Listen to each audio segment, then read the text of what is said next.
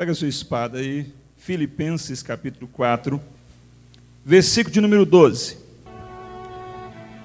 Diz assim: sei estar abatido e sei também ter abundância.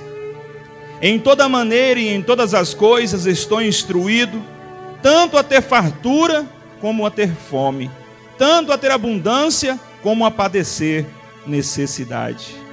Amém. Pode sentar. O pastor Júnior, como muitos sabem, eu prego bastante sobre casamento, prego bastante para casais e gosto muito de pregar para casais. Me identifico muito com essa área. Mas hoje eu queria contar uma história para vocês, uma história da minha vida. E se eu me emocionar, os irmãos não se importem. Eu casei com 17 anos. Minha esposa tinha 16 quando casamos. E eu era um garoto, um rapaz, que tinha de tudo. Tinha tudo que eu queria. Meu pai na época tinha 3 supermercados e ele me deu um. Então eu ganhava por volta de R$1.000 por dia. Não quero contar isso, irmãos, para que os irmãos, às vezes, para que alguém pense que eu quero me aparecer, de forma nenhuma. Hoje eu estou bem melhor do que eu estava, porque hoje eu tenho a graça e a unção de Deus. E eu ganhava em torno de R$1.000, 800 a R$1.000 por dia no meu supermercado. E me apaixonei. Começamos a namorar. E meu pai não queria de maneira alguma que eu casasse. Não queria de maneira alguma que eu tivesse um relacionamento com essa moça. Porque nós éramos de uma sociedade diferente na época do que era a família dela. Homens, os irmãos e o pai dela, homens trabalhadores, honestos, que pegavam mesmo no pesado, mas tinham uma vida financeira diferente da nossa na época. E eles não queriam que nós nos misturássemos. Queria, com certeza, que eu arrumasse alguém do mesmo patamar financeiro que nós tínhamos na época. Mas não era a vontade de Deus. A vontade de Deus era outra para a minha vida e para a vida da minha esposa. Começamos a namorar e um dia discuti com meu pai a respeito do meu casamento, do meu relacionamento. E aí ele jogou isso tudo na mesa. Eu sempre te dei de tudo. Irmão, eu tinha o último videogame. Hoje, se fosse no meu caso, hoje eu teria o PS5. Tudo que eu queria, eu tinha. Aí nesse dia eu tive que ser mais profundo e de falar o que tinha no meu coração. Falei: pai, o Senhor sempre me deu de tudo. Eu tinha conta aberta na loja para a hora que eu quisesse comprar roupa. Eu não precisava nem pedir. Era só eu chegar e pegar e anotar, e meu pai pagava. Mas o Senhor nunca me deu o mais importante, que é o amor e o carinho de pai. Pais que estão aqui hoje, não adianta você encher o seu filho de presente, não adianta você encher o seu filho do melhor, se você não dá carinho para o seu filho. Você pode ter arroz e feijão na mesa, mas se você abraça seu filho à noite, põe seu filho para dormir, isso vai ficar no coração do teu filho, mas o arroz e feijão não vai. Agora você abraçar o seu filho à noite, dar um beijo, dizer: meu filho, boa noite, Deus te abençoe, isso vai ficar para o resto da vida do seu filho. São cicatrizes que nunca mais se apagam. Mas você encher de presente, uma hora o presente dá defeito, uma hora estraga, uma hora dá problema, e você vai ter que gastar dinheiro para comprar de novo. Mas amor e carinho ninguém arranca da vida do teu filho, da tua filha. Então saí. Na época nós tínhamos 2 caminhonetes. Peguei uma caminhonete, fui na casa dela, falei, arruma seus trem que nós vamos para casa. Já que não quer deixar nós casar, nós vamos juntar. Em nome do Senhor Jesus. Eu quero voltar um pouquinho aqui. Quando eu fui namorar com ela, que eu quis namorá-la, comecei a dar umas cantadinhas. Ela falou para mim, olha, eu só namoro com você se você for crente. Eu não namoro com um rapaz descrente. Eu falei, amém, sabia lá o que era ser crente. Fui para a igreja, o pastor fez o apelo, eu levantei a mão e olhei para ela. Como se diz, ó, minha parte eu estou fazendo. Aceitei Jesus no dia 22 de setembro de 96. 14 de janeiro de 97, eu encostei a caminhonete na casa dela, eu falei, junta as suas coisas, vamos morar lá em casa comigo. Já que não quer deixar nós casar, vamos morar junto. Não aconselho ninguém a fazer isso, viu, igreja? Estou contando a minha história. Começamos a morar junto. Aí pegaram algumas pessoas que se diziam amigo da família, juntaram cobertores velhos e deram para a gente. Porque eles falavam, o casamento não vai longe mesmo. Não precisa comprar coisa nova, não precisa dar presente novo. Pode dar presente velho mesmo, que daqui um dia o casamento acaba e isso aí vai ficar perdido.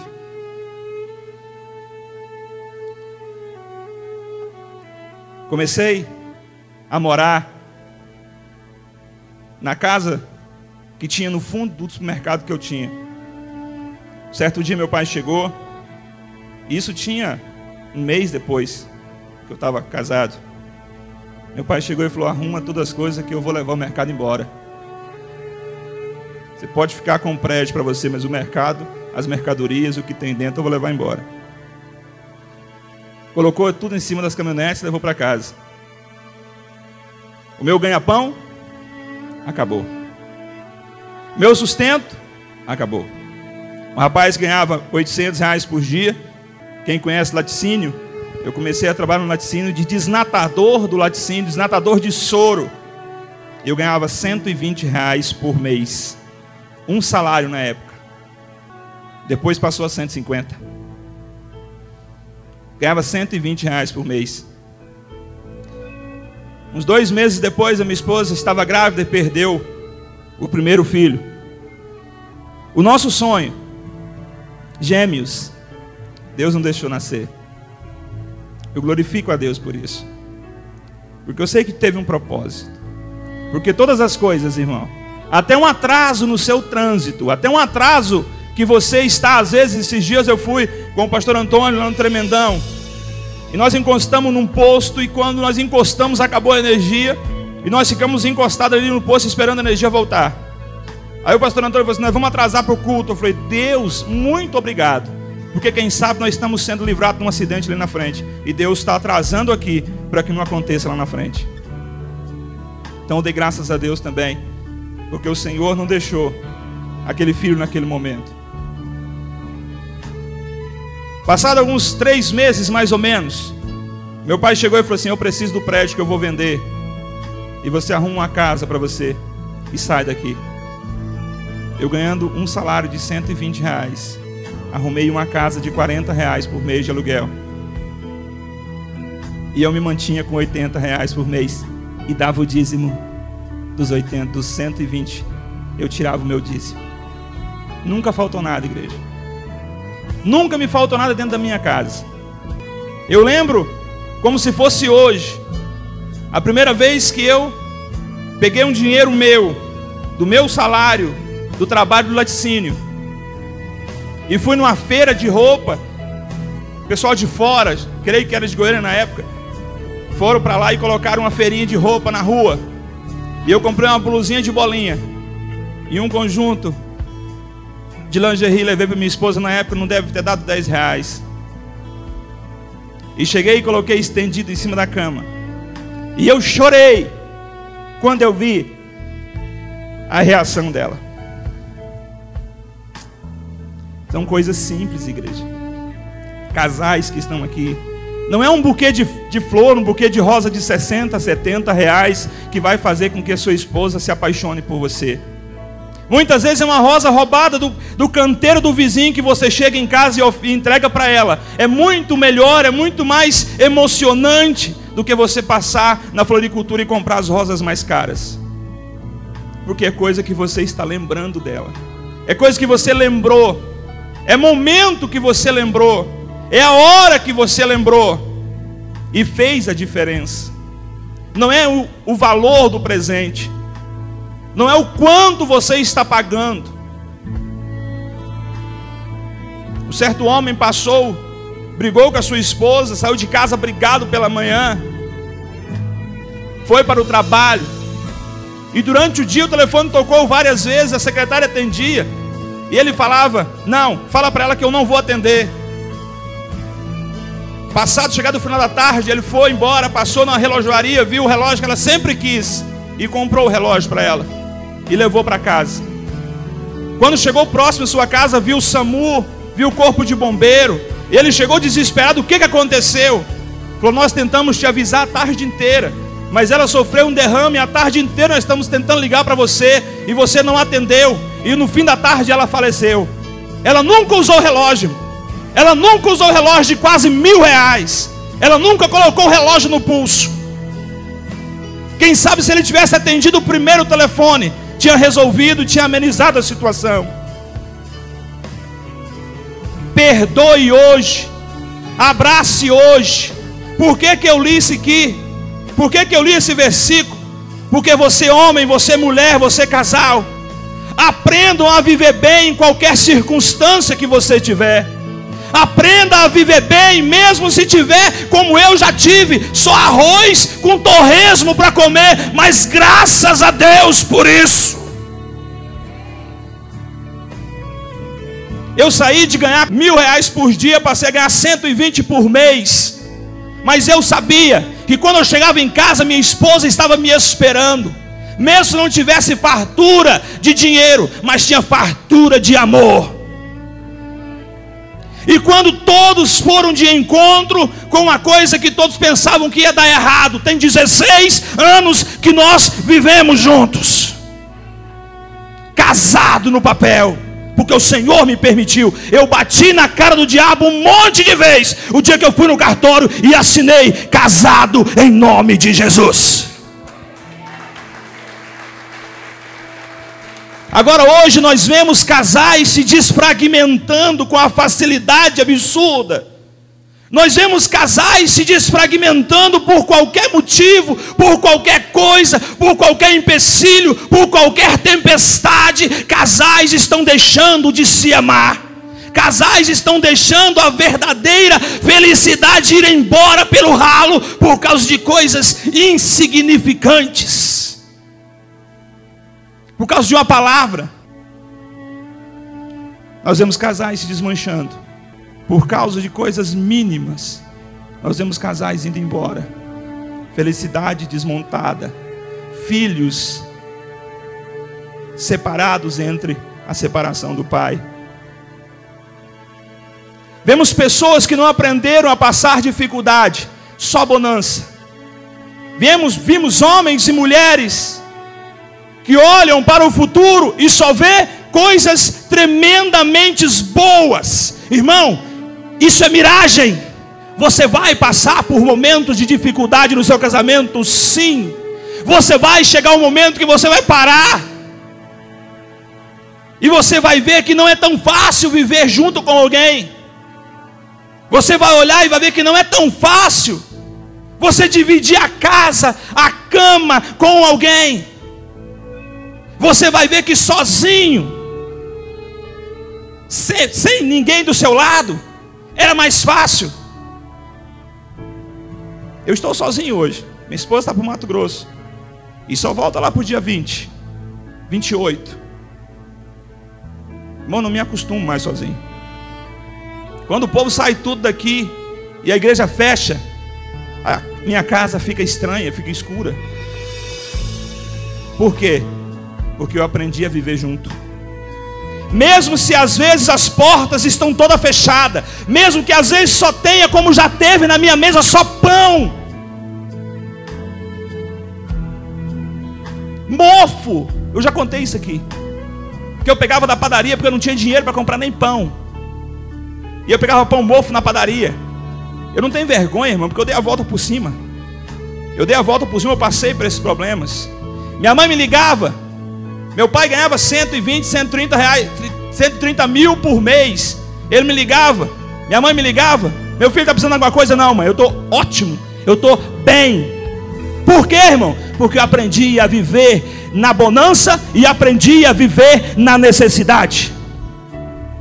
E se você casal que está aqui hoje, você que está pensando em casar, e você está achando que vai ser só mar de rosa, não case. Não case. Viva sozinho. Porque casar é um desafio. Casar não é brincadeira. Existem momentos que você vai parar e vai ver o tanto que é complicado e difícil você dividir a sua vida com alguém. Mas existem momentos que você vai parar e olhar e falar assim: ai de mim se não tivesse essa pessoa do meu lado. Quantas vezes já fui fazer negócio e a minha esposa chegava e falava assim: não faz que vai dar errado. Não faz porque esse negócio não é de Deus. E eu recuar e depois eu ver que não era mesmo. Se eu tivesse entrado era uma canoa furada. Agora, homens e mulheres que estão aqui, nunca façam negócio sem primeiro falar com a sua esposa. Mulheres, nunca façam nenhum tipo de negócio sem falar com o seu marido. Nem que seja para vender um rádio velho que tem em casa. Pergunte primeiro. Porque isso causa solidez. Isso causa mais união. Porque ele sabe, se alguém chegar até o seu marido e falar: olha, fulana falou isso, ele vai dizer mentira. Porque eu conheço a índole e eu conheço as ações da minha esposa. Agora existe casamento se desmanchando. Por quê? Porque homens tomam decisão sozinho. Chegam em casa somente com o veredito. Só chega em casa já com o trem resolvido, já está pronto. A mulher não deu opinião. A mulher não teve como se expressar. E aí ele quer que o casamento dele dure 20 anos. Não vai durar, irmão. Porque você não está promovendo a solidez do seu casamento. Se você quer ter um casamento eterno, se você quer ter um casamento que quando você casa, o pastor fala para você, até que a morte o separe. Se você quiser viver esse casamento, aprenda a dividir as coisas com o seu parceiro, com a sua parceira. Aprenda a chegar. Ontem eu estava conversando com um casal, e eu dizia que eu e a minha esposa, nós conversamos, tem dia até 2, 3 horas da madrugada. Nós deitamos na cama e ficamos conversando. Simplesmente conversando. Não tem um assunto mirabuloso para conversar. Não, simplesmente conversando, relembrando o passado, relembrando os primeiros beijos, relembrando os primeiros abraços, relembrando os primeiros momentos do casamento, relembrando as dificuldades, as bonanças. Ficamos conversando até 2 horas da manhã, batendo papo. E quantos casais que não conversam mais? Quantos homens que não conversam mais com as suas esposas? Quantas esposas que não conversam mais com seus maridos? Sai de manhã, chega à noite, está cansada, toma banho, come e vai dormir. Não tem mais a união verdadeira do casamento. Porque Deus uniu o homem e a mulher para que os dois tivessem uma intimidade, um diálogo diferente. Mas existem muitos homens que conversam tudo com seus amigos, mas não se abre com a sua esposa. Existe mulher que conversa tudo com as suas amigas, mas não se abre com o seu esposo. E depois quer que o casamento seja uma união. Irmão, não vai existir união se você não promover a união. Você precisa promover a união. Eu aprendi a passar dificuldade. Eu aprendi a passar muita dificuldade. Chegava na casa do meu pai, de bicicletinha. A casa do meu pai é uma casa grande.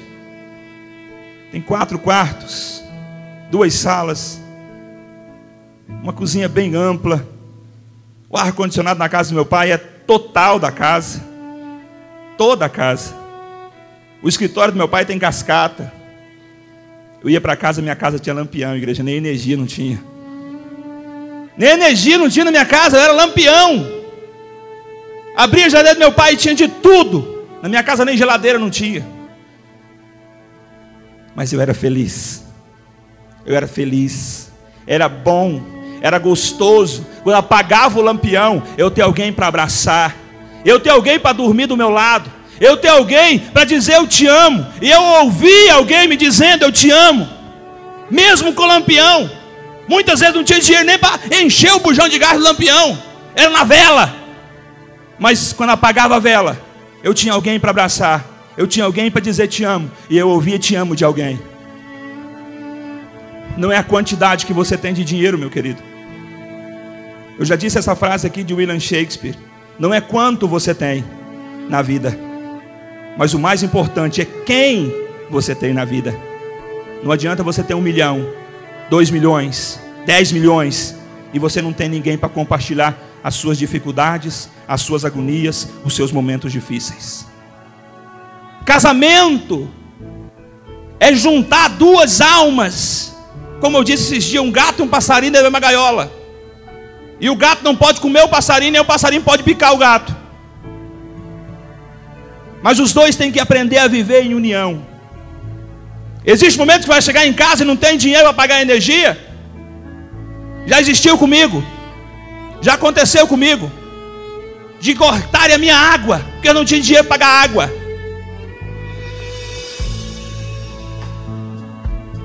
Mas eu tinha minha esposa do meu lado, para me dar segurança. Não, meu bom, vamos lá na casa da minha mãe, nós tomamos banho lá. E eu voltava feliz, limpinho, cheiroso, tomado banho na sogra, mas feliz. É importante que você, casal, você que está pensando em casar, desde já aprenda que você vai enfrentar dificuldades, que você vai enfrentar momentos de muita dificuldade. Não importa o grau financeiro que você tenha, mas você vai enfrentar dificuldade. E o mais importante é que quando a dificuldade chegar na tua casa, o mais importante é que quando a dificuldade bater na sua porta, você vai ter alguém para ouvir um te amo, e você vai poder dizer eu te amo para alguém. Porque se nós, homens e mulheres, que somos casados, que temos uma vida de união com alguém, não aprendermos a viver na fartura e a viver também nas necessidades, nós vamos ser casais frustrados o resto da vida. Porque eu vejo casais aqui, como ali os pais do irmão Cláudio, e outros casais já que têm muitos anos de história, muitos anos de vida. Se perguntar ali para o irmão Francisco e para a irmã Antônia, já passaram dificuldade, muitas e muitas e muitas dificuldades. Momentos que parece que você não vai conseguir passar por aquele problema. Mas desliga a luz, fecha a porta, você dorme abraçado. O problema vai embora? Não, o problema não vai acabar. Mas você tem alguém do seu lado para ajudar você a resolver os seus problemas. Para encerrar, eu quero pedir a vocês, casais, e vocês que vão casar, nunca tomem decisões sozinhos. Nunca tomem decisões sem primeiro falar com a sua esposa. Nunca tomem decisões sem primeiro falar com o seu esposo. Nunca tome decisões, porque isso vai causar separação, isso vai causar desunião, isso vai causar discussão. E quando você chegar em casa, como já aconteceu comigo, eu estou me usando hoje como espelho, estou contando a minha história. Quando você entrar em casa e ver que a mulher está irritada, recua, espera acabar o nervosismo, espera ela tranquilizar. Não bate de frente não. Não chega também já arrepiando o cabelo da nuca, porque vai dar problema, vai dar briga. Agora se você recuar e deixar a sua esposa tranquilizar, quando você chegar, você vai poder bater nas costas e falar: meu bem, eu estou aqui para te ajudar, o que foi que aconteceu? Da mesma maneira você, mulher, o marido chega em casa nervoso, aconteceu alguma coisa, seja lá onde for, no trânsito, no trabalho, chega nervoso. A sua maneira de agir, deixa ela acalmar. Deixa ele ficar tranquilo. Aí depois chega e conversa. Pede o que aconteceu. Se coloca como a ajudadora do lar, como você é verdadeiramente ajudadora do lar. Porque se você bater de frente, se você bater de frente, seu casamento dura muito pouco. Se você bater de frente, seu casamento vai acabar muito rápido.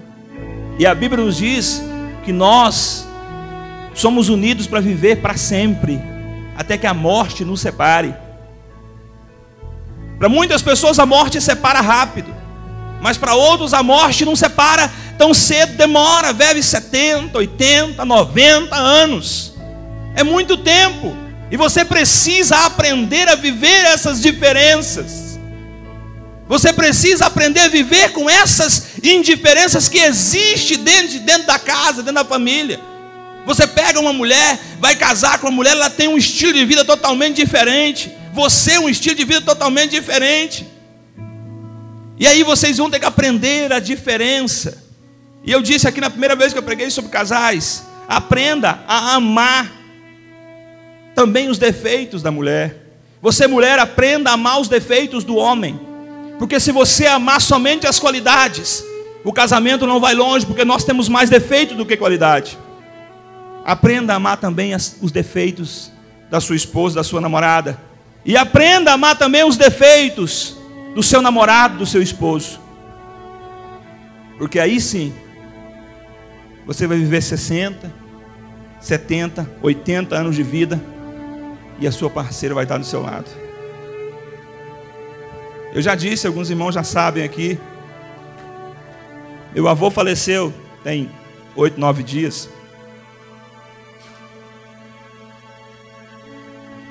E quando eu cheguei aqui, perto do Terminal Bandeira, minha avó estava lá arrumando as roupinhas dele, para que nós levássemos ele para Vila Rica, aonde ele ia ser sepultado.